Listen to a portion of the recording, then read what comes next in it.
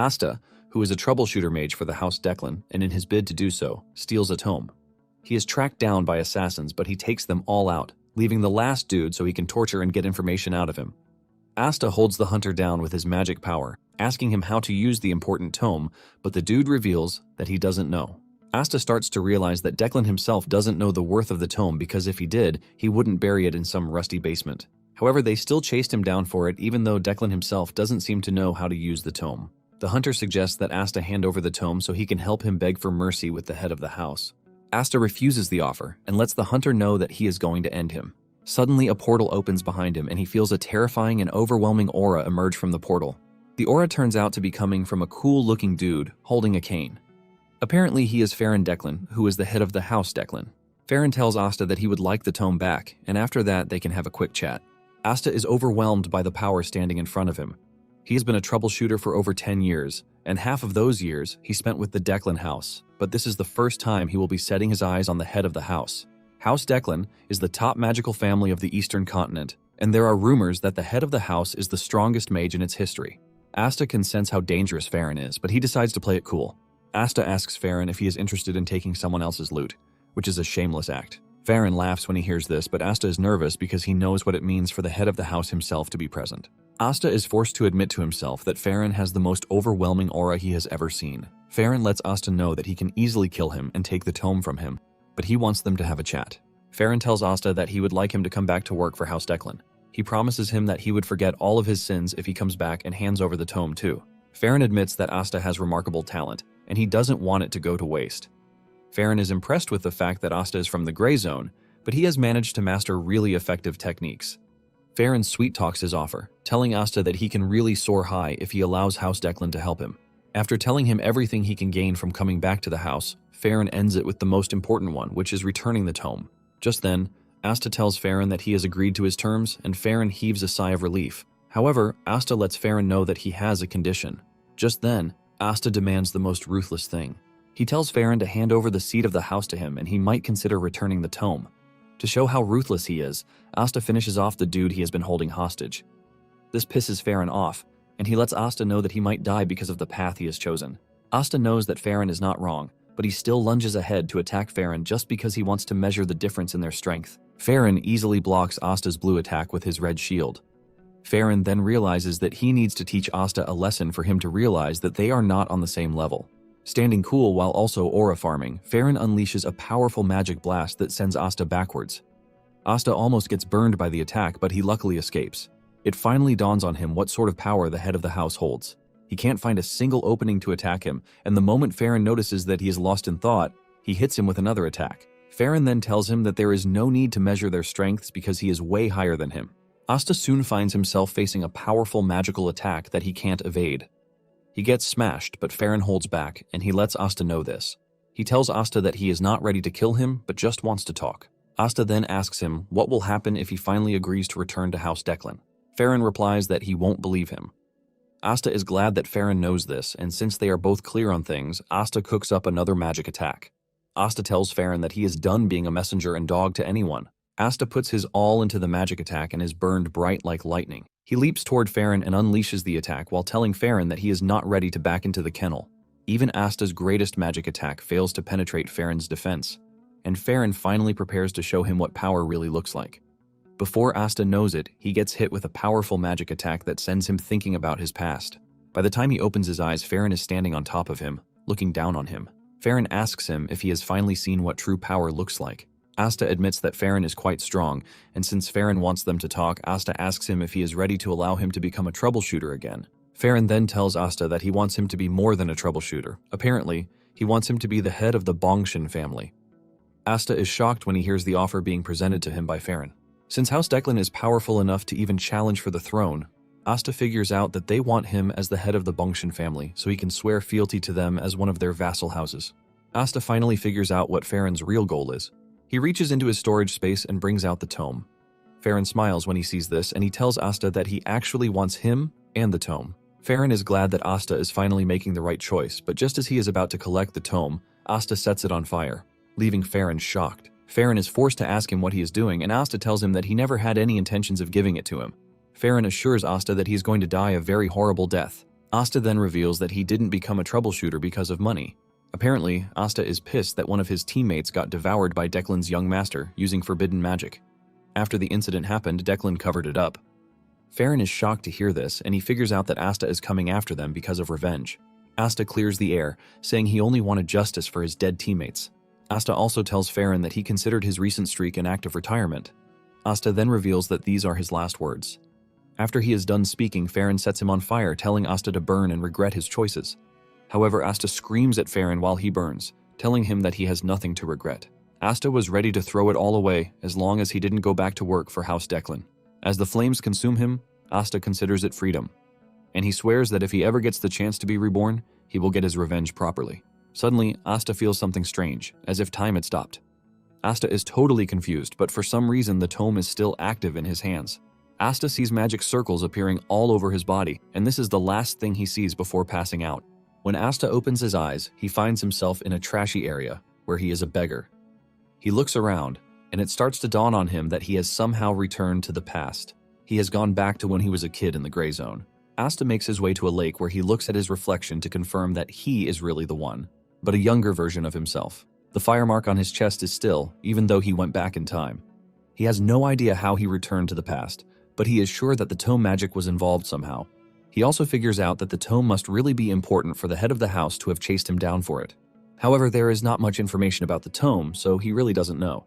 Since he has returned to the past and been given another chance, Asta believes that it is time for him to succeed in what he wanted to accomplish. He thinks about his mission and objective, which was also his comrade's mission and objective. Asta and his comrade once had a conversation about why they are in the lower class. His comrade lets him know that their lives would have been so much better if they were educated. They wouldn't have been slaves to the rich piece of trash who are using them. Because of this, Asta planned to retire so he could build a library. Asta wants to build a library where anyone, regardless of money, status, or gender, can freely read books. In fact, he wants to take it up a notch by building a tower. He doesn't necessarily need the tower, but he just wants to build it for the sake of it. In addition, he plans to put the secret technique of the Declan house on the first page of his book, giving even the poorest from the gray zones access to the secret. He is already imagining how dreadful it is going to be. But the only thing left is how he is going to get the manual. He is enjoying his evil plan when a kick suddenly lands on his cheek. He turns around to see an angry dude asking him where he has been. He continues kicking Asta, telling him that he was keeping his seat for him, but he was nowhere to be found.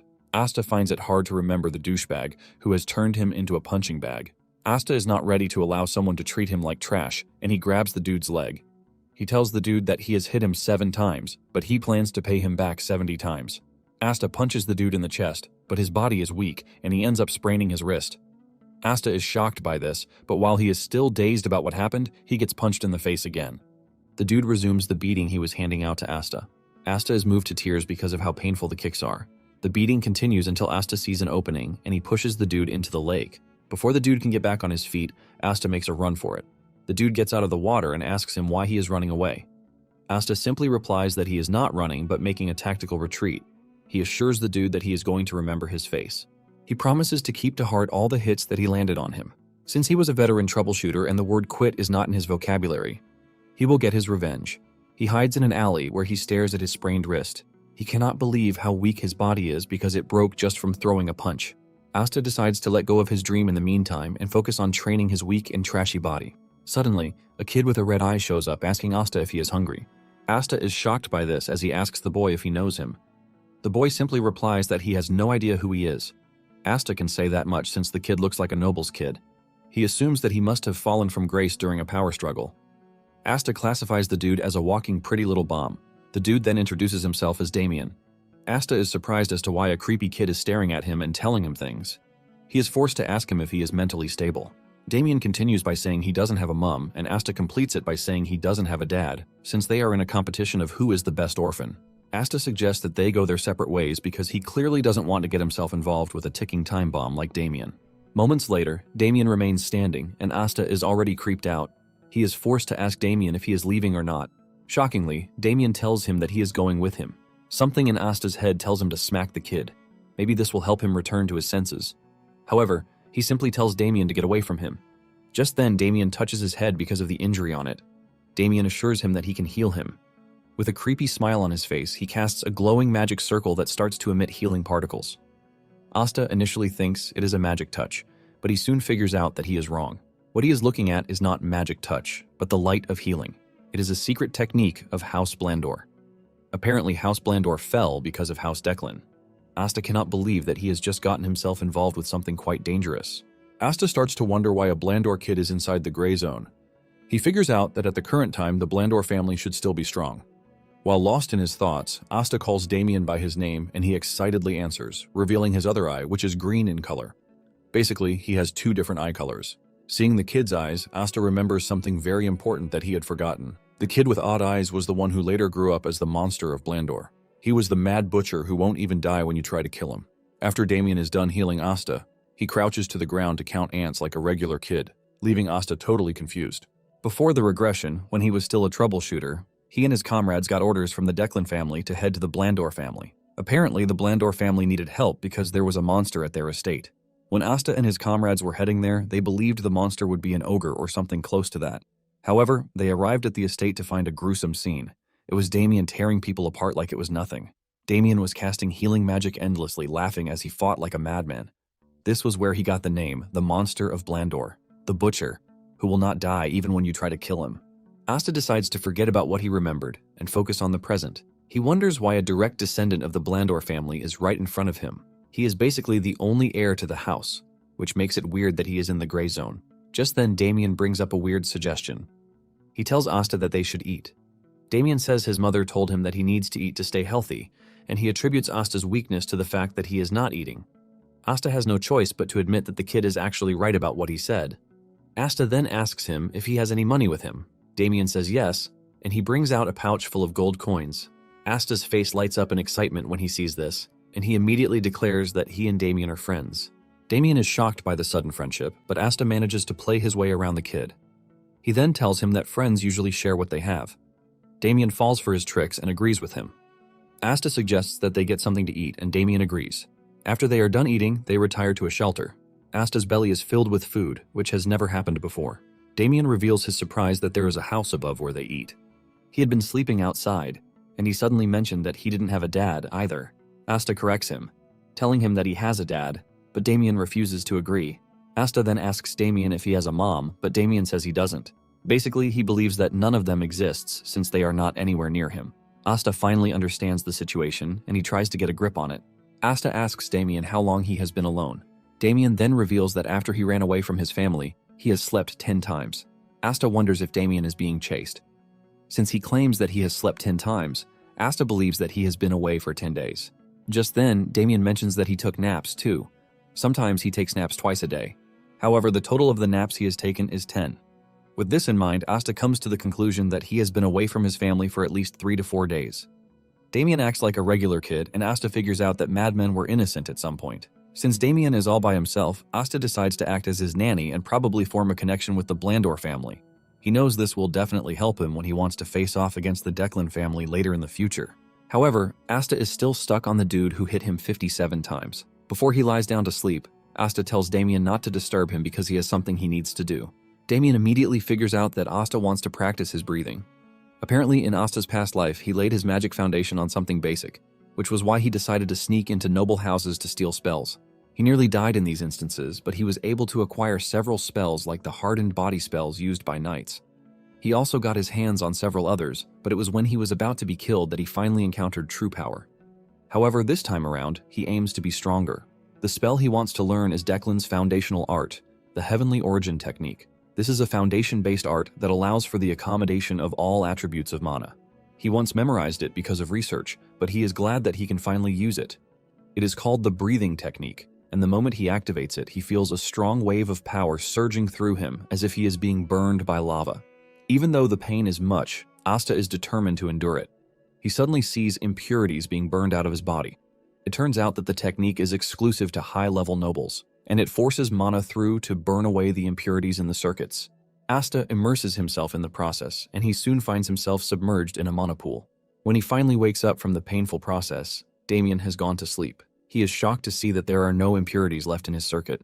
In addition to this, his mana has been completely purified, greater than that of his past life. However, he knows that even with this, it still remains an impossibility for him to defeat Declan. Nonetheless, his chances have increased. Asta motivates himself with the fact that he is a troubleshooter who never gives up.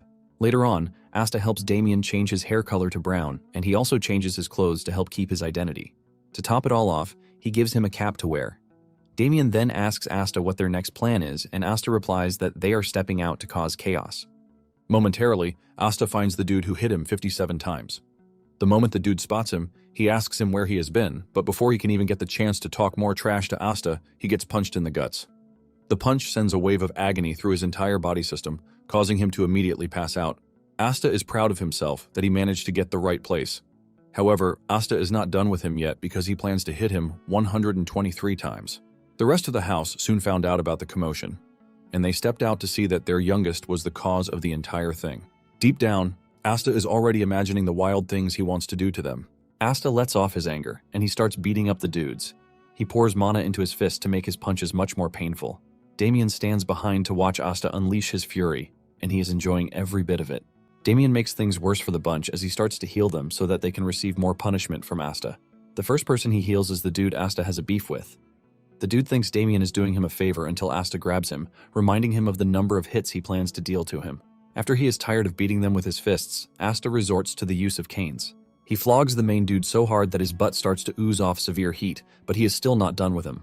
He calls on Damien to heal him so he can repeat the process again. To the victim, he is not seeing kids but a bunch of devilish maniacs who are after his precious life. When Asta had had his fill throughout the entire day, he finally decided to stop. To add icing to the cake, he thanks his victims for their help. He has used them as his punching bags, and he feels very fulfilled. He has managed to complete over 100 hits per person, which makes it over 1,000, and he is proud of himself. The leader of the victims politely asks Asta if they can leave, and he says yes. The dude then reminds Asta that he is at his house, subtly telling Asta that he should be the one to get lost. Asta figures this out and stares at him with such a scary aura that it forces the dude and his comrades to retreat into a corner. Just then, Asta gets the sense that someone is approaching them. He can see that the said person is skilled, just like a troubleshooter. This is when it dawns on him that the person might be after Damien. Asta is surprised that they were able to find him even though he was being careful. Asta realizes that he is in a bad position, but he is not about to sit around and wait to be attacked. Since he was a troubleshooter in his past life, he was forced to face difficult situations, and this is one of them. He gathers all the mana he can and compresses it multiple times. With this, he creates a mana bullet, and he aims it directly at the person charging toward them. He fires the shot, but the dude suddenly makes a knee slide, dodging it before screaming out Damien's name while calling him master. The dude slides over to Damien, and it turns out that Damien knows who he is. Apparently, he is a butler to the family, and his name is Alfredo. He holds Damien tight, but the kid tells him to leave him alone. Alfredo refuses, saying he has to return Damien to the family. Asta just stands behind them, watching the weird scene unfold in front of him. He finally realizes that Damien ran away from his family. After they are done with introductions, Alfredo offers Asta the chance to follow them back to the estate since Damien seems to have grown fond of him. Asta takes a minute to think about the offer. All he knows is that the house is a prestigious family, but he can't truly figure out their true intentions. Nonetheless, he had intentions of forming a connection before, and since the family's territory is on the way to the city, he finds it very convenient. The Zenyon Academy is also close to the area, and since the Academy's library is top-notch, Asta plans to check it out in preparation to build his own library. After thinking it through, Asta accepts the offer. Momentarily, they arrive at the family's estate. Asta steps out of the carriage with the realization that it is his first official visit to the estate. Since it is late already, Alfredo suggests that they get some rest. He tells the maid, Lancy, to take care of the kids. Lancy stares at Damien with very cold eyes, and Damien already figures out that he is done for. Later that night, Alfredo heads to the chambers of the matron, Gamo. Alfredo tells the woman that Damien was in the gray zone and that he just brought him back. Gamo is an impulsive woman, and she unleashes an attack spell out of rage before learning that her son is perfectly fine. She heaves a sigh of relief, and Alfredo does the same. He obviously knew that it would have been a death sentence for anyone to have hurt Damien. Apparently, Gamo was once called the Blood Witch, and her fury is practically unstoppable. Gamo then commends Alfredo for his hard work. Before Alfredo leaves, he tells Gamo that there is one more thing. Alfredo tells Gamo that Damien's new friend Asta noticed his presence before he even showed himself. In reaction to this, he had already prepared a counterattack. Alfredo reveals that Asta was wielding a mana bullet when they faced off. Gamo is impressed when she hears this, and she admits that it's an incredible talent for someone from the gray zone to have. Because of this, Alfredo tells the matron that he has a favor to ask her. The next day, Asta wakes up to a request from Alfredo, telling him to become his successor. Asta is shocked when he hears this, and Alfredo is relieved that the dude was taken by surprise. He is confident that Asta will jump at the offer because it is a rare opportunity, but Alfredo is stunned when Asta subtly refuses the offer. Alfredo believes that he has gone deaf and he is not hearing correctly. Even Damien is shocked to see that Asta rejected the offer. Asta admits that the offer is a big one, but he lets Alfredo know that he prefers the way things are. Alfredo immediately figures out that Asta was born in the gray zone, and he learned magic through natural talent, which is why he is so full of himself. Alfredo then tries to crush Asta's confidence by trying to tell him that the world is very vast and he knows nothing of the dangers that are in the world. Alfredo compares Asta to a goblin in a large canyon, but Asta corrects him, saying he feels more like a wyvern. Alfredo is shocked to hear this, and he decides to show Asta what he means. Alfredo then takes Asta to the butler training house, where the trainees are having their session. Alfredo is proud to show Asta such a grand spectacle. He tells Asta that the kids are all his age, and they have been recognized as the talent of House Blandor. Asta stares at the kids and admits that they have undergone precise training that doesn't make them seem like kids. However, he is still not impressed with what he is seeing. Asta tells Alfredo that he can feel their aura, and Alfredo is glad to hear this. He then asks him again if he is ready to accept his proposal because he will get to shine like the kids in front of him. However, Asta refuses the offer again, telling Alfredo that he hates the light. Just then, one of the kids, Winster, raises his hand. Winster tells Alfredo that he has a suggestion. Winster believes that Asta is talentless, which is why he rejected Alfredo's offer. In addition to this, he believes that Asta can't truly grasp how great they are, and he wants to show him. He is basically asking for a duel against Asta, and Alfredo can feel the cockiness in Winster, but he allows it. He asks Asta if he is up for the duel. Asta understands why the dude would want a duel because all the trainees already see him as their rival. He knows that they most likely see him as a lucky dude who just rolled out from nowhere, and he is already getting the offer to become the successor to the chief butler. Asta accepts the duel but asks Alfredo if he can choose his opponent. Alfredo tells him to go ahead. Asta then points to Winster, but he doesn't stop there as he points to 4 other trainees. Everyone is shocked when Asta reveals that he wants a 5v1. Winster cannot believe his eyes, and Asta lets him know that he is free to back off if he is scared. Alfredo laughs when he sees this, and he figures out that Asta has the charge that his successor should have. Alfredo then asks Asta if he is ready to take responsibility for his words, and he says yes. Alfredo tells Asta that he will give him a gift if he lasts 1 minute in the duel, but if he doesn't, he will have no choice but to become his successor. Asta can feel the desperation in Alfredo's voice, but he is not scared of the challenge. Once they are in agreement, Alfredo tells them to step into the ring. The trainee instructor is forced to ask Alfredo if the entire thing is not dangerous. Alfredo admits that it is dangerous, but he needs to teach Asta to stop being arrogant. The instructor is scared because he doesn't want to cause harm to Damien's guest. He walks over to where Damien is and tells him that his friend is in danger. The instructor wants Damien to stop the duel, but to his surprise, Damien is hyped up for the fight. He even wants to join in, but Lancey tells him that Gamma will scold him if he gets involved. Alfredo then tells the instructor to start the match and stop wasting time. The instructor comes to the conclusion that he has no choice since he has tried his best to stop the duel. Lancey notices the instructor's mood and she leaves the room. Before leaving, she tells Damien not to get involved. Damien smiles, assuring the lady that he won't. The instructor walks up to the kids to explain the rules. He tells them that it is going to be a free-for-all match. He tells them that the duel will only end when one side surrenders. However, he lets them know that he can stop the duel anytime he wants. Winster stares at Asta with so much dislike as he prepares to crush him and expose him as a fraud. Just then, the instructor starts the match, and Asta doesn't waste time before landing a mana-imbued punch in Winster's guts. This sends him back in pain as he coughs up liquid. Before Winster knows it, Asta has taken down the rest of the trainees. They are all rolling on the ground in severe pain, but Winster is the only one still standing. Asta stares at him like a villain, and he tells him that he is prepared to give him some of the best experiences he can. Asta says this while rolling mana bullets in his hands. He tells Winster that the first lesson he has for him is to never underestimate the little guy. Winster is already crapping his pants when he realizes that Asta is casually wielding mana bullets. Winster knows what it means to conjure a mana bullet. Asta continues with his lesson, and he tells him that the second one is to stop judging people easily. Asta says this while hitting Winster and his comrades with mana bullets. They all scream in pain as the bullets cause them intense pain. And for the third lesson, Asta tells Winster that the world is vast and bitter. Asta moves closer to Winster and finishes him off with a punch. Asta smiles at the trainees while telling them that he is personally going to teach them the lessons he just mentioned. Winster screams in pain, calling Asta a lunatic. He tells him that he is not using magic against them, but Asta argues that it is magic. Asta continues his lesson by kicking Winster in the head, while telling him that he is using physical magic. Everyone in the room is stunned as Asta beats up the trainees like they are nothing. He drags them around like they are his personal puppets. Alfredo is left speechless by the magic bullet he just witnessed from Asta. He wonders just how many times the magic was compressed. Because of how powerful the bullets are, Alfredo figures out that they were compressed at least 4 or 5 times. This is when it dawns on him that if he had been hit by the mana bullets back then, it might have caused him serious damage. He figures out that Asta has complete control over his innate mana, and in addition to this, he is pretty good at beating people up. At the back, Damien is busy healing them up so that Asta can have more fun dealing with them. Suddenly, Lancy enters the room with Gamo. She immediately summons Alfredo, and when the instructor realizes that the matron is present, he heaves a sigh of relief that they are finally saved. Gamo asks Alfredo what is going on, and he confesses that he was simply running a test. Gamo cannot believe that Alfredo considers what she is staring at a test. Asta is basically trashing the trainees while Damien provides support from behind. Gamo then orders Alfredo to gather the trainees and tell them to withdraw.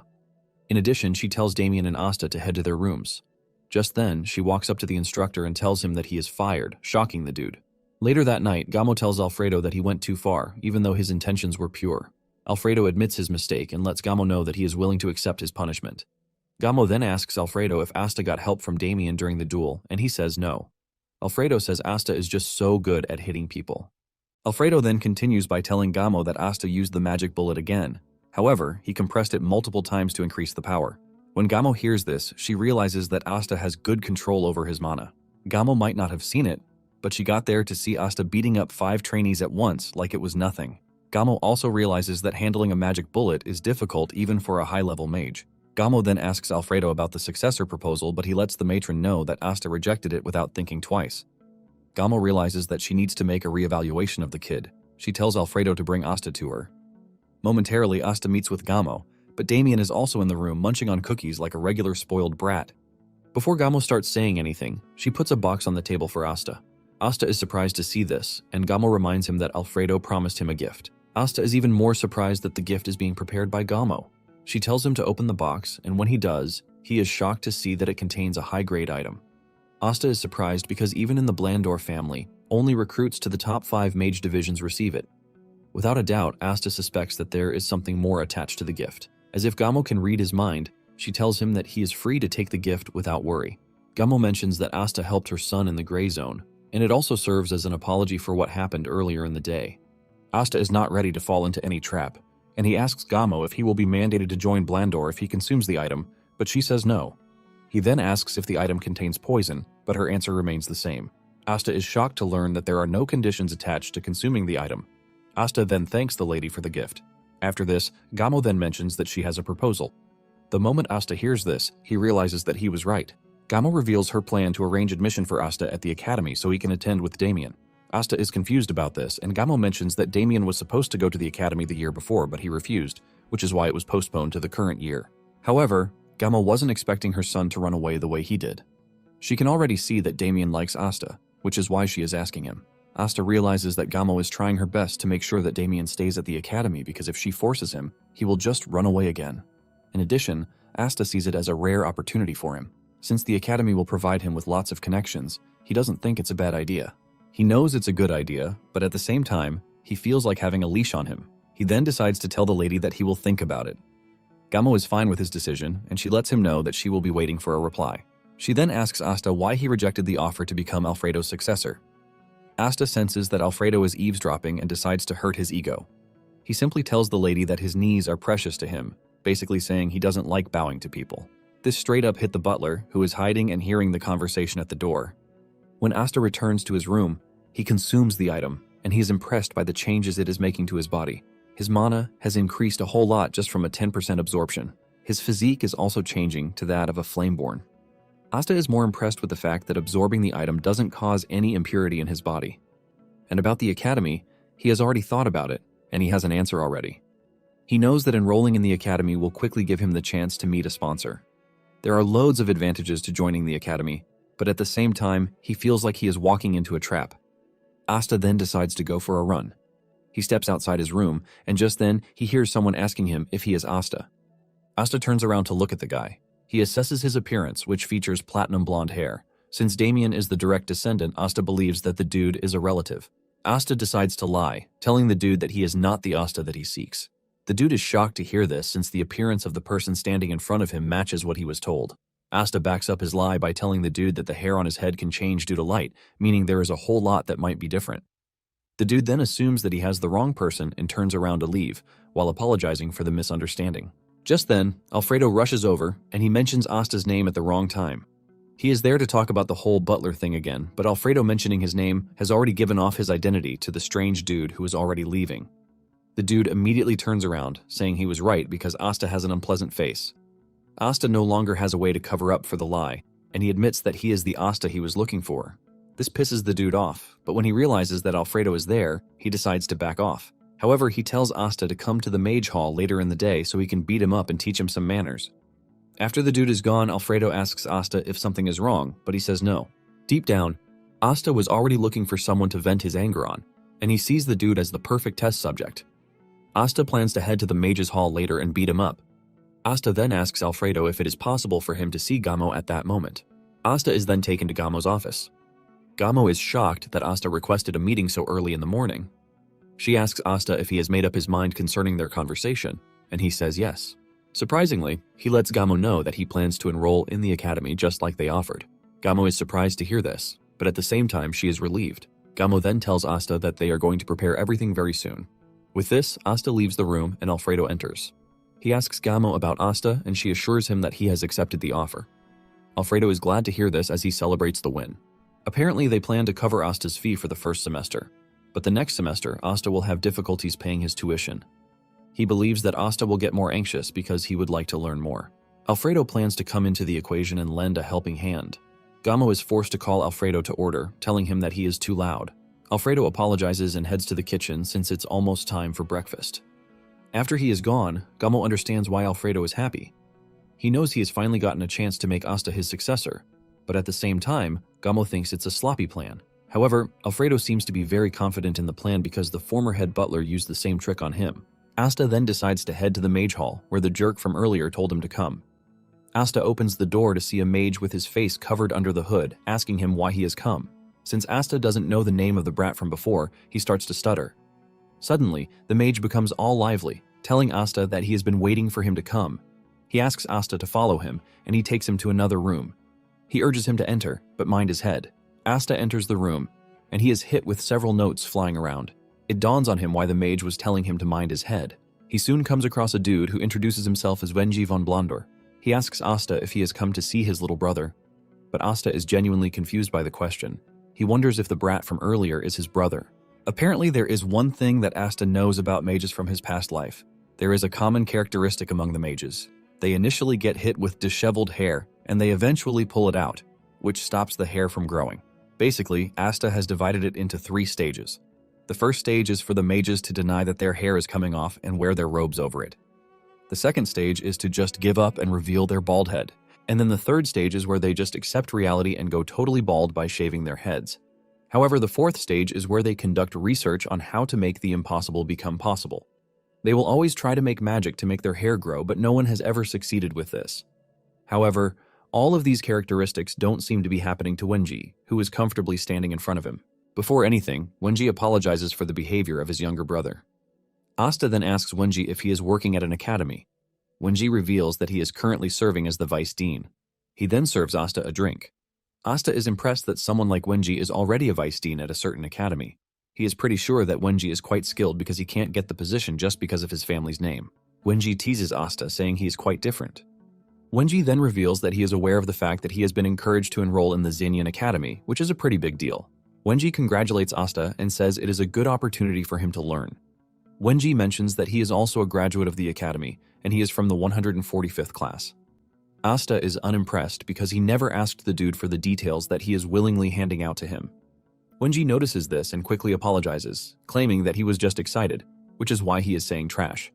Wenji then suggests that they get to the main point of everything, but before then, Wenji tells Asta that there is one thing he would like to confirm. Wenji asks him if he would be willing to risk his life for a friend. Asta is utterly confused by the question. Wenji reveals that the whole thing concerns the reputation of the Blondor family. He reaches into his storage space and brings out a book. Asta's face lights up in shock when he sees the book. Wenji lets him know that he will be willing to give him the tome if he can risk his life. The book is basically the secret of the Blondor family, the healing light. Meanwhile, Gamo is tending to her garden, and she thinks about Damien's move to the academy. She is glad that everything was handled without stress. She also thinks of Asta as a good friend to Damien.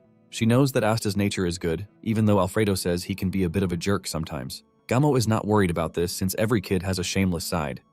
Gamo is pretty much glad that even after Asta learned of Damien's background, he didn't change towards him. Gamo knows that people like Asta are quite different, which is why she wants him by his side always. Nonetheless, Gamo knows one bitter truth. She knows that Asta is like a free bird who will not allow anyone to cage him. However, she plans to think of the many ways that she can keep Asta close. Because of her son Damien, she wants to do everything in her power to keep Asta close. Back in the Mage Hall, Asta wonders why Wenji is offering him the secret technique of the family. He tries to assess the situation to see if it is a trap. On the other hand, Wenji is also trying to read Asta's emotions, but he can't because he is not letting off any. He compares him to someone who is under a mask, who can't know his true identity. Wenji then tells Asta to think his answer through before giving it, and not to be blinded by the reward in front of him. Asta then tells Wenji that he will give him his answer. Asta basically tells Wenji that if his request is something he can do, he will do it, and if not, he doesn't have to. Wenji then tells Asta that just by hearing his proposal, his life might be at risk. In addition, if he hears the proposal and refuses, Wenji says he might just have to kill him. With no fear in his voice or expression, Asta tells Wenji that he is free to kill him since they are destined to live once. Although this is Asta's second chance at life. After hearing this, Wenji unleashes his scary aura to intimidate Asta, but he remains unshaken. When Wenji realizes that the dude doesn't scare easily, he smiles, telling Asta that he passed the test. He lets Asta know that he needs someone he can trust, but it can't be from inside his family. Wenji says a bunch of gibberish before revealing his true intentions. He lets Asta know that his situation is not a power struggle within the family. He says the family is very close, but it seems that he is under close surveillance by the Declan family. Asta is surprised to hear this, and he asks Wenji why the Declan family is surveilling him. Since Asta has already said he doesn't care if he dies, Wenji reveals his true dilemma. It turns out that he is researching the Declan family's origins magic, and he might have come across a breakthrough. Apparently, he was able to obtain the Declan family's heavenly origins magic, which is exclusive to them. Asta hears this, and he immediately becomes very concerned. He realizes that he is sitting in front of a dead man, more or less. He then asks Wenji if he is researching to destroy it. This is when Wenji reveals that he actually found a way to improve the Declan family secret art and turn it into perfection itself.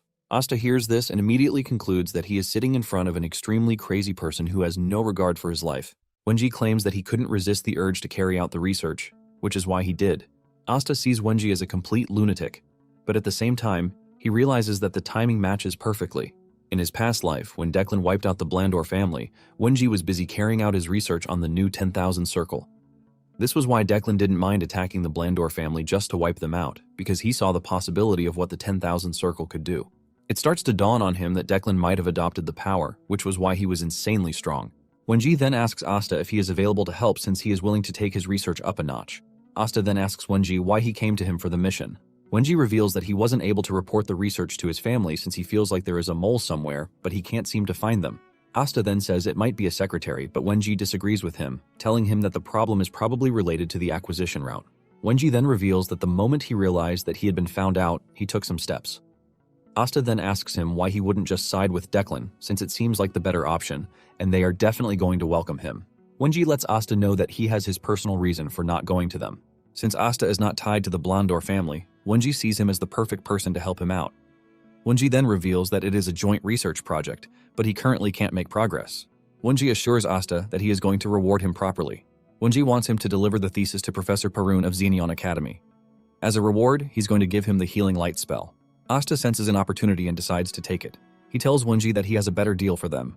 Asta says he would like to take the healing light spell as compensation, and also the 1,000 circle once Wenji has completed it. Asta is riding on the double or nothing boat. When Wenji hears this, he admits that Asta is truly a shameless jerk. Since the mission is critical, Wenji has no choice but to say yes. He assures Asta that he will give him the spell once he completes it. However, Wenji lets Asta know that he has one condition too. He would like Asta to help him out before he completes the entire thing, and Asta assures him that he has no problem doing that. While collecting the thesis from Wenji, Asta teases him that he doesn't know how to read, but he switches it up, letting Wenji know that he is only messing with him. Asta then asks Wenji if Professor Parun is someone he can trust. Wenji reveals that he and Parun were schoolmates from the academy, and they have always been rivals. They always try to best each other in everything, but the rivalry ended when Wenji returned to the family. Asta cannot believe that he is going to meet another lunatic like Wenji in the academy. When Asta gets to his room, he receives a bunch of books from Wenji. He also adds a letter to it. In the letter, he lets Asta know the order in which he will study the books to properly help him cultivate his knowledge. Without wasting time, Asta starts to organize the books, and he admits that Wenji is a genius. Asta then starts to write down his list of book sponsors, and on top of the list is Wenji. Asta plans to put the healing light book in the tower when he finally builds. This will give everyone the chance to read it, but he knows that he has to discuss this with Damien later on. He plans to use the friend's privilege to get Damien to do it. Asta is already proud of what he wants to build as he aims to get people to learn magic. He considers his meeting with Wenji a very crucial one. On the other hand, Wenji is also glad that he met Asta as he seems like a useful person, whom he has gained interest in. In addition to this, he is impressed with the fact that Asta was not scared of death. It was only a threat, but the fact that Asta showed no sign of fear made him more interested in him. Wenji can clearly see that Asta's eyes were those of someone who doesn't fear death. Wenji is glad that he found someone useful and not the usual pigs he has been working with. Wenji can also sense that Asta is hiding a lot of things, but he considers this a good thing. He basically sees Asta as someone who shares the same dream as him. Soon afterward, Asta prepares himself for the academy. He packs his things and puts on the academy uniform. Lancey comes to his room to pick him. She tells him that he will have to go through a simple document registration when he arrives at the academy. Lancey then reveals that he and Damien will be exempted from the entrance examination. Lancey compliments his fit and lets him know that it suits him well. Asta acts like a true gentleman and thanks the lady for the compliment. Asta thinks about the exemption that he and Damien got and realizes that it is a thing for the prestigious families. It is referred to as special admission, and Asta is glad that he got it too. Asta arrives at the carriage to see Damien and his mother waiting for him. The lady tells the boys to stay safe at the academy, and Asta acknowledges this. Gamo also lets Asta know that she is praying for him to achieve the results that he desires. Asta smiles, thanking the woman for this. Deep down, Asta is aiming to achieve his results without doubt, since the academy provides a load of opportunities, and Asta is looking to grab everything. He is also looking forward to meeting his beloved classmates. On their way to the academy, Asta checks out the light spellbook that Wenji gave him. He is impressed by the interpretations of the book because he made it simple. Apparently, each noble has a way of interpreting the techniques, but compared to the other versions, Asta believes that Wenji's interpretation works with Declan's celestial principle. Momentarily, they arrive at the academy. Asta stays by the window to look at the popular Xenion Academy. Lancey then tells them that they have reached the end of the carriage service. According to the teachings of the founding principle, during admission, regardless of status, all students must walk on foot. Lancey lets them know that they have finally reached where they are going to separate, and she wishes the kids a good time at the academy. After stepping out of the carriage, Damien grabs Asta and tells him that they need to hurry to the entrance to the ceremony because Lancey told him that there might not be seats left if they get there late. Asta is shocked to hear this since the entrance ceremony is not some village theater with first come, first served seats. Just then, it dawned on him that it was Lancey who said it. He easily figures out that Lancey said it as a bait to make sure that Damien doesn't drag his feet.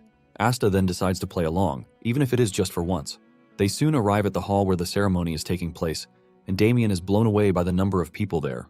Even though half of the hall is empty, Damien still believes Lancey's words that they wouldn't have gotten seats if they had come late. Asta cannot believe that Damien is still dumb enough not to know that he was being tricked. Asta then brings out their seat reservations to check where they are supposed to sit. Damien points to a place in the hall and suggests that they sit there, and Asta is left confused. He can't seem to wrap his head around the fact that Damien is excited to be in the academy when he was the one running away before. Suddenly, Damien runs into another student, a tall, giant dude named Exter. The dude looks down on Damien like he is some sort of bug. Asta then helps his friend up, asking him if he is fine. Damien assures Asta that he is fine and blames the entire thing on the fact that he wasn't watching where he was going. Damien and Asta are about to leave when Exter stops them. It turns out that Damien had smeared saliva on his clothes. Asta is still trying to figure out the entire thing when Damien rushes over to the dude to help him clean the saliva while adding more saliva to it. This makes Exter even angrier, and he throws a punch at Damien's face. However, Asta manages to block the punch before it can reach Damien. Asta tells the dude to stop with his tantrum before he makes a mistake. Exter angrily asks Asta who he is, and Damien replies that Asta is his friend. Asta agrees with this, and it finally dawns on Exter why Asta helped Damien out. However, Exter tells Asta that he is about to regret his decision. Asta already knows where the entire thing is going, but he doesn't mind. He figures out that Exter is willing to settle the fight with his fists, not words. This soon catches the attention of the other students in the hall. Apparently, Exter is the direct descendant of the Dolampi family. The students who are watching are already making bets on who will win the fight. Most of them believe that Exter will come out victorious in the fight. On the other hand, another student wants them to stop the trio from fighting each other before things get really worse. He believes that they can't fight properly with the entire room crowded, but another student immediately creates a barrier around the trio so that they can fight to their heart's content. Most of the students start cheering for Exter, telling him that they are rooting for him to win. Meanwhile, there is a creepy student in the distance who is not involved in the fight, but he is smiling as if he knows what is about to happen. Once they are in the barrier, Exter introduces himself and demands that Asta do the same. Asta simply replies that he was not born of nobility like Exter. He wants Exter to think of him as a random guy who is just passing through.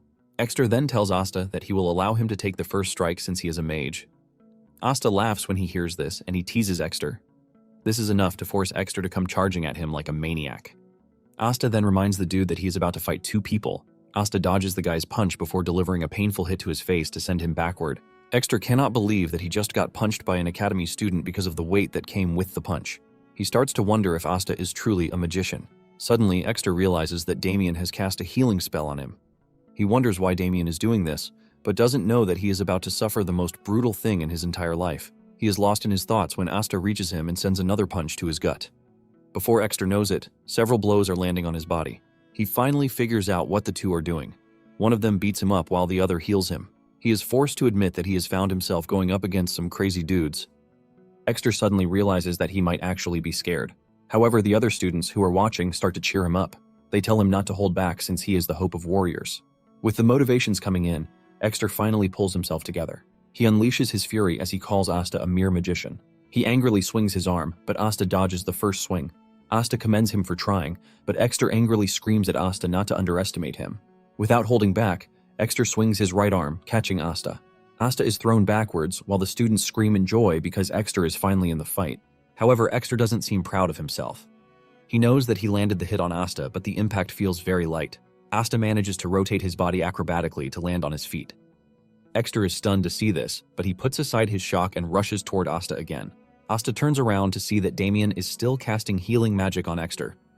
With this, he knows it is going to be hard to finish him off, so he has to take him out with just a single hit. To do this, Asta taps into a technique that he and his comrades developed in his past life. From the collision of magical particles, Asta can extract energy. The technique uses magic, but it doesn't fall under the magic or even martial arts category. It is a purely technical application of magical properties. Once Asta is done cooking his move, he allows Exter to get very close to him before hitting him with it. This leaves a massive shockwave that almost blinds the spectators and even destroys the barrier. Everyone is left questioning what they just witnessed from Asta. Suddenly, Exter crashes to the ground and passes out. This leaves everyone in shock as they cannot believe that the mighty Exter just fell to one single punch. Asta raises his hand like a proper warrior just so he can aura farm, and the rest of the students start to cheer him on. They start to wonder if Asta is truly a magician because of the way he handled the fight. Damien is also excited that they won the fight, and Asta pats him on the head. The dude from earlier, who is watching from a distance, smiles as he stares at Asta. Just then, one of the teachers arrives on the scene to try and calm the situation. He cannot believe that the students are already fighting on their very first day at the school. He starts asking who the perpetrators are, but the students enjoyed the fight and no one is ready to snitch. On the other hand, Asta is already planning their escape from the vicinity. But Damien ruins everything with his psychopathic behavior. He screams to get the teacher's attention and tell him that he and Asta were the ones who caused trouble. Asta closes his eyes in disappointment and frustration as the teacher walks up to them. Meanwhile, the giant Exter is out cold on the floor. The two boys are then called to the teacher's office where they are scolded for fighting. However, the teacher lets it slide since Damien confessed to the fight without stress. In addition, Exter didn't suffer too much injury after examining him. After this, the two head back to the hall and are lucky that the ceremony hasn't started yet. As they walk through the hall, everyone stares at them because of their latest stunt. They can't believe that Asta was able to defeat a martial artist, even though he looks frail. While Asta is maintaining his aura, Damien is waving at the students, like he was a proper celebrity. Asta cannot believe that he has managed to draw unwanted attention to himself, and he just wishes Damien would stop waving his hands like a damn moron. After searching through the hall, they finally locate their seats. Not long after this, the headmaster, a short white-haired old man, climbs the stage to address the students. Minutes later, the headmaster is still addressing them without any sign of weakness coming from him, and this leaves Asta impressed. Damien, on the other hand, is sleeping and even drooling all over the place. Asta is forced to pull the guy up before he floods everywhere with his saliva. The headmaster is just getting into his speech when someone comes over to tell him that something important has come up and his attention is needed. He wants to ignore this, but when he hears what it is about, he has no choice but to end his speech and hand over the podium to someone else. Just then, a bright-haired lady steps up to the podium to speak, and her scream sends shivers down everyone's spine. Even Damien, who was deep asleep, woke up from the woman's thunderous voice. The lady introduces herself as Jaira, and she lets them know that she will be the one to continue from where the headmaster stopped. Jaira suggests that they begin with the freshman oath, and the first person she calls forward is the representative of the magic division, Dalia de Denai. Some students are shocked when they hear this name because they didn't expect the Denai family to take the entrance exam. Some believe that her skills are not good enough, which is why she is forced to do so, while some defend her, saying there is no way her skills are lacking because her family would not have allowed her to take the exam. Asta, on the other hand, knows who Dahlia really is. Apparently, the Denai family is the second most renowned house after the Declan family. Dahlia grew up to become the future representative mage of the ever second-ranked Denai. Asta admits that she was quite capable because he got some help from her. However, they really don't get along well, which is why many call them bad friends. Asta smiles after hearing this and expresses his happiness that Dahlia joined the class that very year. Once Dahlia climbs the stage, Jaira calls on the martial arts division representative, Paul. With no other name announced, Asta believes that the dude is not from a noble house. In addition to this, Asta doesn't think the extra dude comes from a prestigious family either. Once the two are done taking their oath, they start returning to their seats. Jaira then reveals that she will be introducing the professors who will be teaching the class. She urges the professors to come forward one by one.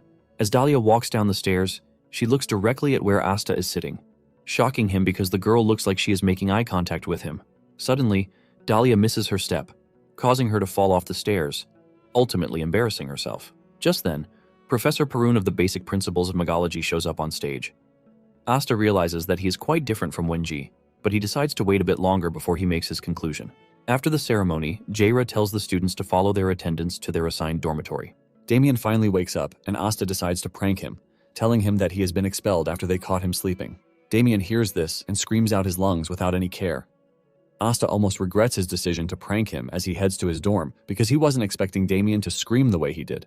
Asta finally makes it to his dorm room, and he is impressed by how good-looking it is. In the corner of the room are living supplies to make things easier for the students. Just as he is putting his things in order, his roommate, Paul, shows up in the room. Asta is surprised to see Paul looking so cold, as if he doesn't care about anything. Paul then opens his mouth, telling Asta that it would be good for them to live quietly because he is not in the business of making friends. Paul assures Asta that he doesn't care about what he does or his business as long as it doesn't affect him. In fact, he would prefer if they could stop speaking after the introductions, and Asta, being one who is never scared of anyone, engages in a stare-off contest with Paul. Asta remains silent, and this triggers Paul, who demands to know why Asta is not giving him an answer. Deep down, Asta is thinking about just how proficient Paul can be, because it is said he entered as the top student. Asta decides to test him, and he makes a fake charge toward him to see his reaction. Paul reaches for his sword immediately, and Asta notices that his stance is pretty good. In addition, his sword placement also shows that he knows what he is doing. Just then, Asta hears Damien's voice calling him from outside. Asta smiles like he didn't just do anything, and he tells Paul that he is free to do whatever he wants. Since they are both minding each other's business, Asta teases Paul, saying he might start singing past midnight. After riling Paul up and leaving him confused, Asta steps out of the room.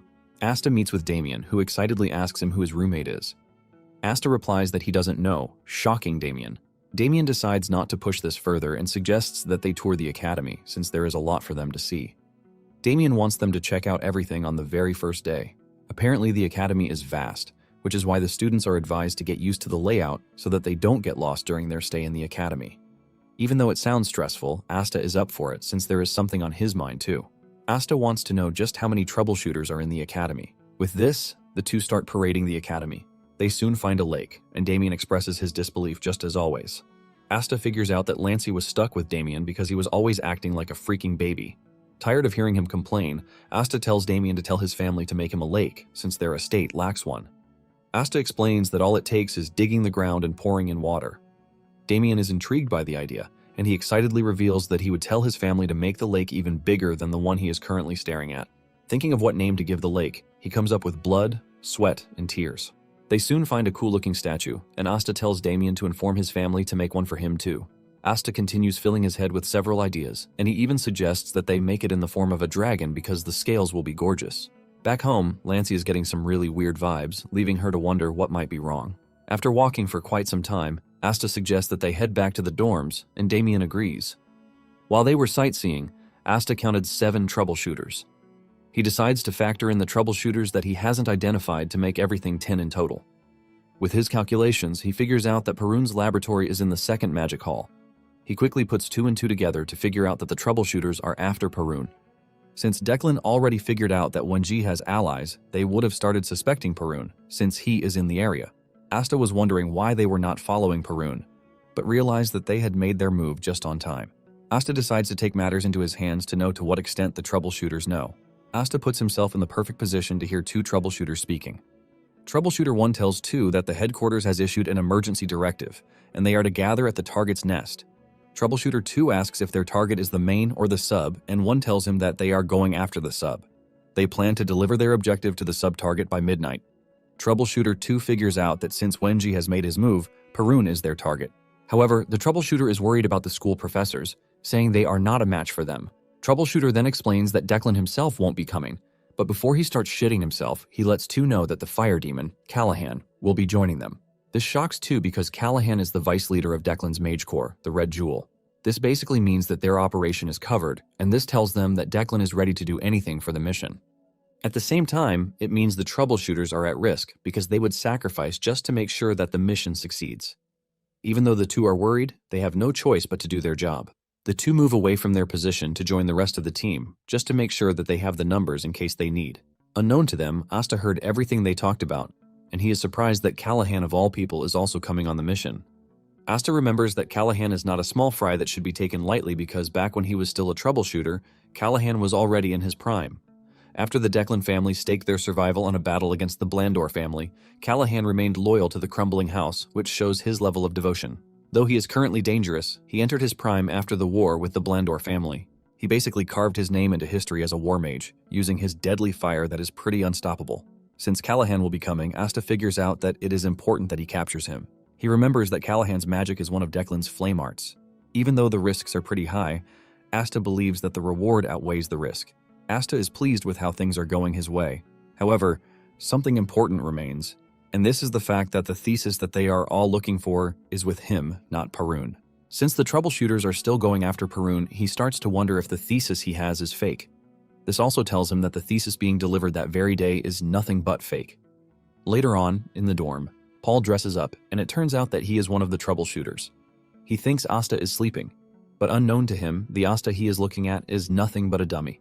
Perun is in his study when he senses the presence of the troubleshooters because they encroached on his territory. He wonders why the troubleshooters are so bold to enter the academy. Just then, it dawns on him that the troubleshooter approaching him is a mercenary, and surprisingly, it is Paul. He is able to easily recognize him through his aura, and he gives him a piece of advice, telling him to refine his ether's traits next time. That is, if there will be a next time for him. Paul then passes an envelope to him, and Perun finally figures out that it was Wenji. He wonders what sort of trick Wenji is playing, the different types of tricks that he is currently employing. Suddenly, the door explodes, and Callahan strolls into the office, leaving fear on Paul's face while Perun remains calm. Callahan can see that Paul is terrified of him, and this simply means that he is aware of what he can do. Callahan then turns to Perun, asking him if he has heard of him too, but Perun coldly says no. Perun finally gets off his chair, telling Callahan to get to the point. This pisses Callahan off, but before he loses his cool, he admits that this is the first time he has been treated badly. Callahan decides to lay out his terms, and the first thing he says is that he wants Paul dead. He then turns to Perun, saying he would basically leave him with one arm and one eye. Callahan shoots a fireball at Perun, but he blocks with a counter ice power. This leaves a huge wave of explosion that rocks the building. Perun then turns to Paul, telling him that he is responsible for his own life because he is basically seeing him as a mercenary, not a student at the moment. Paul has no issue doing this, and he whips out his sword to defend himself. Perun figures out that the Declan troubleshooters must have cast a blackout spell, which is why no alarm is going off, which means Perun is basically stuck with Paul. Callahan spots the envelope on the table, making it known that it is exactly what he came for, since it was sent to Perun by the Trash Blandor family. Since Perun will not be handing over the envelope, Callahan decides to let it all out. He unleashes a powerful flame spell that leaves the ground shaking, but Perun keeps his calm to make sure his ice powers are active to counter whatever Callahan throws at him. Just then, the other troubleshooters start to move in, and Perun finally decides to get serious by unleashing a devastating strike that almost crumbles the building. Meanwhile, Asta is watching from afar, and he realizes that things are getting pretty serious. Excited to see some action after a while, Asta puts on his mask, saying he is not Asta at the moment, but Troubleshooter 1.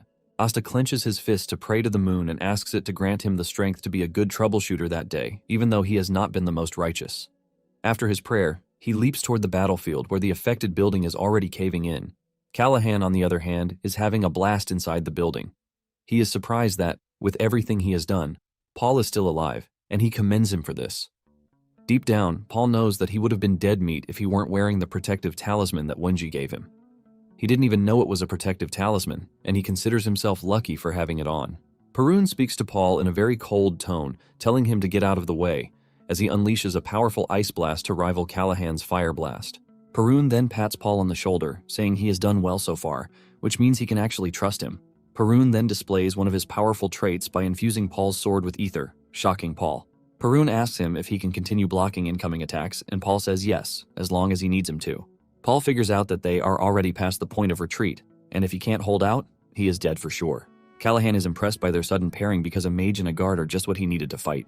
Callahan then unleashes another fireball, and this time around Paul's sword fails him. He gets smashed into the wall, and Perun figures out that with Paul out of the picture, he has no choice but to get really serious. Apparently, when the amount of mana present in nature is limited, and two authoritative beings issue orders at the same time, a struggle for control begins between the said entities. Perun wants to see just how much damage Callahan can take from him. Since Perun is requesting a duel, Callahan is more than happy to indulge him. The two unleash their power to hit each other, and the building suffers the most damage. It crumbles, and Paul falls off after losing his balance. As he falls down, all he can see is two monsters going up against each other without holding anything back. Paul ends up crashing to the floor, wondering why he joined the fight in the first place when he is nowhere near their power level. Meanwhile, the troubleshooters from afar are totally blown away by the level of destruction that the two are creating. Without thinking twice, they figure out that they are going to be crushed if they try to interfere. Just when they think they are safe, Asta shows up from behind, taking them out, further causing a state of panic among them. After taking out whatever troubleshooters might get in his way, Asta heads to the fight scene. His arrival catches the attention of the two, leaving them questioning just which side he is on. With blinding speed, Asta reaches Callahan and grabs him by the neck, telling him that he has reached where he is going to die. Scared, Callahan frantically unleashes a fire blast, but this in turn makes him suffer a mana backlash. Callahan coughs up blood, and to his surprise, Asta is unhurt. In fact, he is already dashing toward him.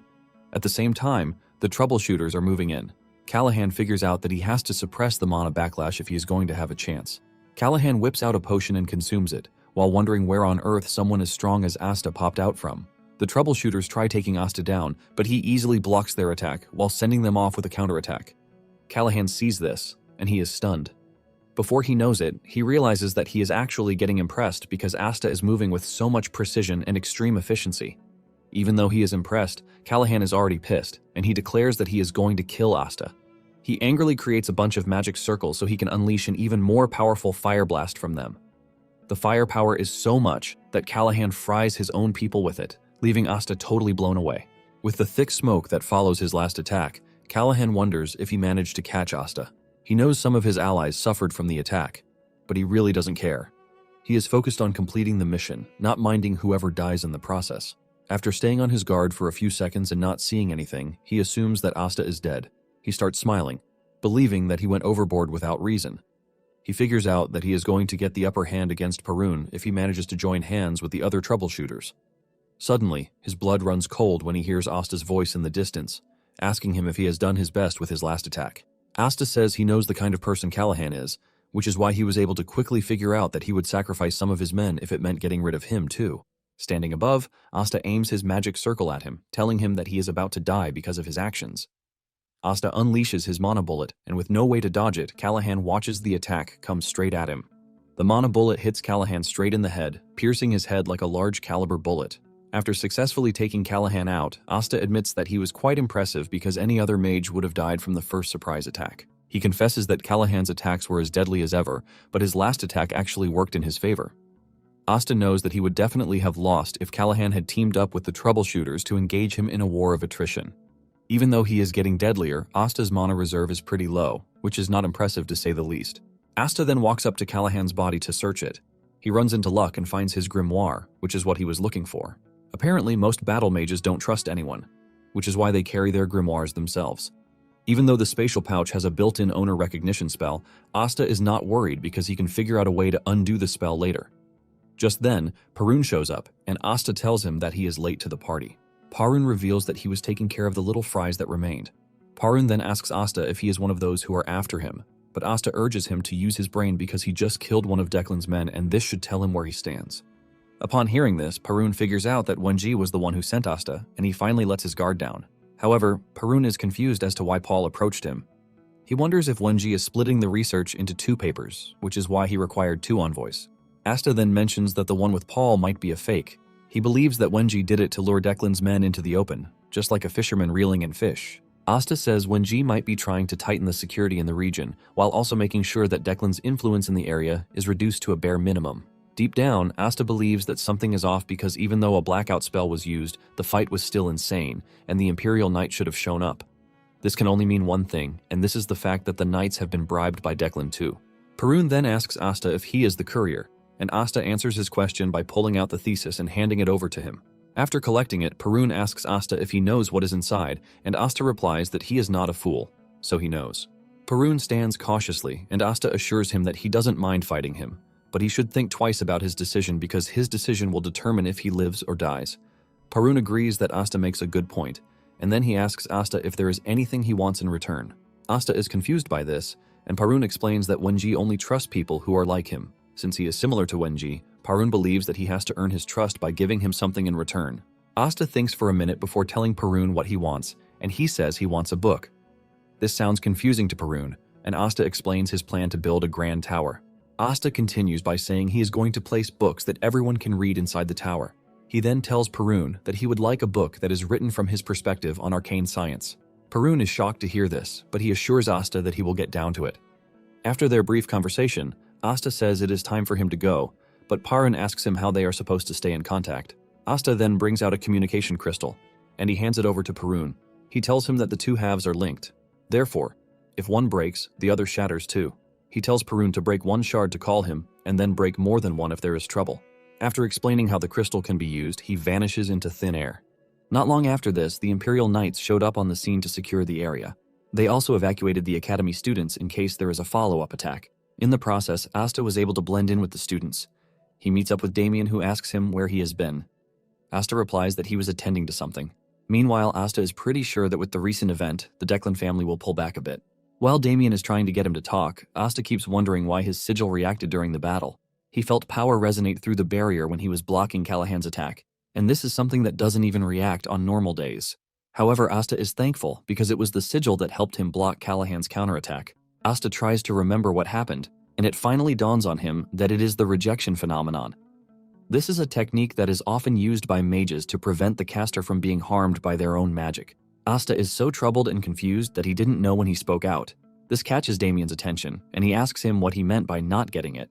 Damien demands to know the secret that Asta is hiding. Asta ignores Damien and continues to wonder why the sigil reacted at that particular time and what could have triggered it. Nonetheless, Asta figures out that he has to conduct more research. He believes that he is going to get some clues in the Academy library. Asta is minding his own business when a student suddenly calls his name from behind, introducing himself as Chenbi. Asta doesn't take the dude seriously until he mentions that Asta is a pretty good fighter. Asta is immediately caught in between killing Chenbi, given that he already knows his identity, or just letting him be. Before Asta can conclude on his decision, Chenbi mentions something that saves his life. He says the fight Asta had with the combat division during the entrance ceremony left an impression on him. Asta finally realizes that he only gained respect from the students, and here he was thinking he had left a bad mark. Asta tries to be modest, telling Chenbi that the dude he fought was lacking in ether, but things would be different if they fought again. Chenbi scratches his head nervously, but he continues following the two, saying he would like to stay with Asta. Chenbi smiles, saying he has not gotten close to anyone yet, and it is weird for him to join other groups. Even though Asta is not entirely comfortable with this, he tells Chenbi to do whatever he wants. Chenbi is glad to hear this because he was expecting Asta to push him away. Chenbi wastes no time triggering a series of conversations with Asta, giving Asta some sense of sanity because he has been dealing with lunatics since he returned in time. Basically, he had even forgotten what it feels like to be normal. To seal off normal life, Asta believes that he has to fully settle into the academy. On their first day of lecture, Damien is already complaining of how sleepy he is. Momentarily, Chenbi shows up too. Chenbi cannot believe that they are required to attend class after all the chaos that happened the day before. And Asta agrees with him, saying it is harsh. With what Asta has put together, he can see that Chenbi is not from a wealthy family, but he doesn't appear to be someone who is timid. In fact, he appears to be the cheerful type. Just then, Chenbi mentions that their M3 homeroom teacher is Professor Jaira. Asta is confused as he hasn't heard the name before, and Chenbi explains to him that Jaira is a big shot. Apparently, she once single-handedly slaughtered a horde of trolls. Just then, Jaira enters the room and Asta immediately remembers her from the entrance ceremony. Jaira stands in front of the class and she reintroduces herself. She tells them that the chaos that happened at the school the day before has nothing to do with them, and they are all free to continue learning. Jaira tells the students that before anything else, they are going to be undergoing a mana assessment test. This test evaluates both the quantity and quality of their mana. Jaira then asks them which they think is the most important. One of the students, a girl named Argan, raises her hand to answer the question. She says there is no definite answer to the question because if one already possesses a certain level of mana, she believes that mana matters more. Jaira then demands to know her reason for the answer she went with. She gives an instance, saying that when facing a mage of equal power, the one with superior mana quality would naturally get the advantage. When Asta hears this, he figures out that the girl is basically talking about the textbook answer. With the experience that Asta has, he knows the quality of mana affects the accuracy, stability, and power of spells. Basically, having a ton of mana is useless if the mage can't hit their target. Jaira appears to be totally disappointed in the answer she got, and it is written all over her face. She then demands to know Argan's family, and she answers that she is from the Baron Pelham's household. Jaira looks absolutely disgusted, saying she already thought the same thing. This leaves Argan shattered with tears in her eyes. Jaira then throws the question to the class again, but no one is ready to suffer the same fate as Argan. Suddenly she points to a student, Ipel, startling him. He nervously stands up, and since he doesn't know the answer, he just goes with mana quantity being the most important. Ipel says there is a chance that in large-scale battles, total mana would have a bigger impact. Asta agrees with him to some extent, saying there are instances where quantity can outweigh quality. Basically, the two are vital, but it depends on the variable on which they are operating. Just as Argan, Jaira is disappointed in the answer that she got, and she gives Ipel the same treatment that Argan got. Jaira is not ready to give up until he gets a suitable answer, and she continues calling on the students one after the other. The class is already mumbling about how annoying she is because she is stressing them out on the first day of school. On the other hand, Asta is already thinking of what answer would pass Jaira's question. Just then, Jaira mentions that she has already heard everything that needed to be said, and she admits that they were all close to the answer. In fact, there was no correct answer from the start, and she wasn't looking for a correct answer. Jaira then asks them if the answer they gave her was truly from their hearts or if they were just trying to say what she likes to hear. Jaira reminds them that a mage is not allowed to lose their conviction, no matter when or where. In addition, they must not be swayed by temptation, and they must have the strength to uphold their will to the end. She then asks them that with the answer that they gave her, if they can call their mindset that of a true mage. Jaira tells them the most important thing, saying they have to become true mages. With this message passed across, Jaira urges them to keep the message close to their hearts. In the end, Asta realizes that he was right, and he concludes that the lady has a really weird way of teaching. Once it is time for the mana measurement test, the first person she calls is Argan. Jaira shocks her when she says she is going to be the class representative. Jaira admits that her earlier answer was impressive, and since she is the rep, she will be the one to record the measurement.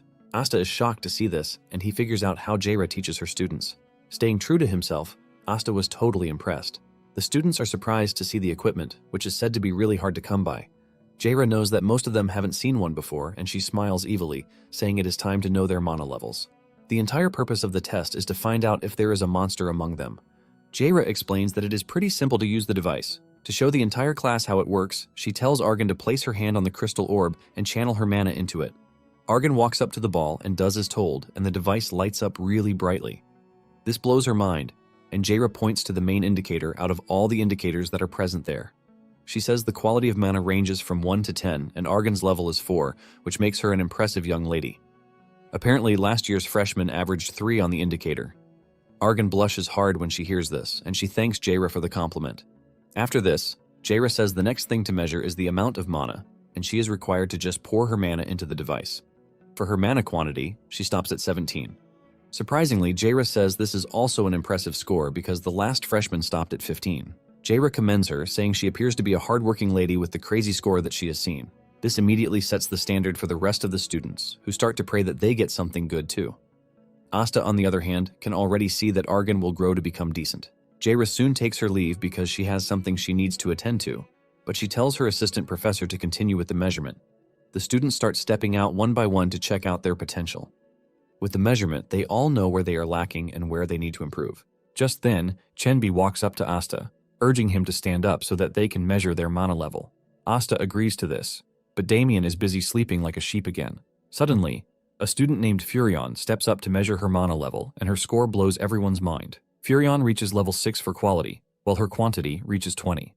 Asta is surprised that Furion is from the same house as Dahlia, but they have different hair colors, which means that she is from a branch family.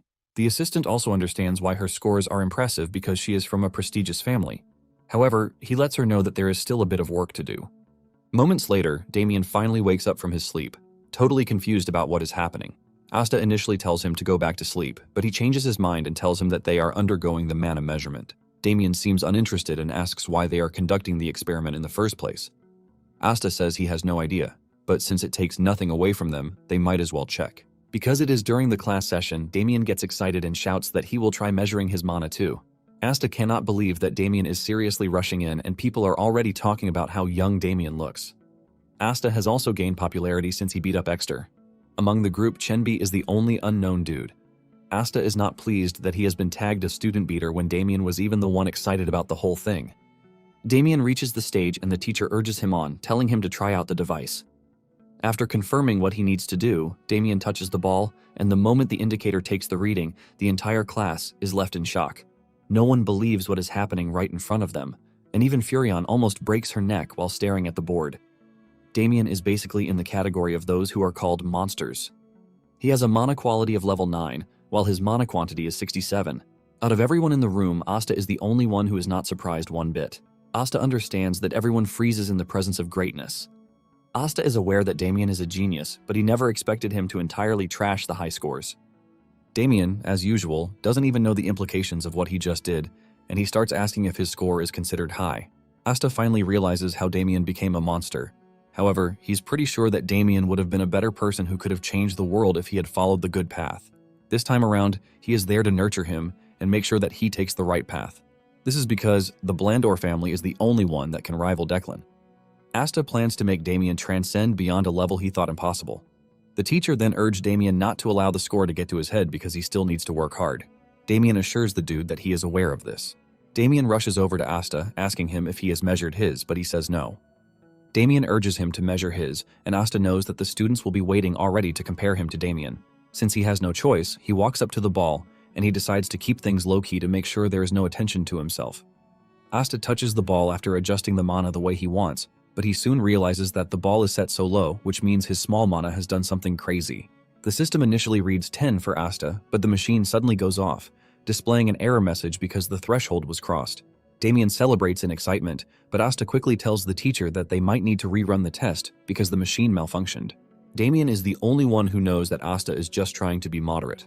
The teacher then resets the machine, and this time, Asta set his mana so low that it only read 3 for quality and 15 for quantity. The students immediately believe this, just like Asta wanted. Asta is glad that he was able to pull it off. However, Damien is not pleased with what just happened, and he even uses a curse word. At the first Department of Magic, Jaira stands in her office to watch the reconstruction of the second Mage Hall. Moments later, the assistant teacher, Yorvi, shows up with the mana measurement records. Jaira checks it out and talks about the scores that catch her eye, and she says Damien is going to need guidance. Suddenly, her eyes come across Asta's score, and she realizes that there was a retest due to an error message. The moment she sees this, she figures out that Asta is not an ordinary kid, and she needs to keep an eye on him. Well guys, that's the end of the video. If you like this video, comment next part in the comment section. Also subscribe to the channel, hit the bell, and like the video. Thank you for watching, and see you next time again.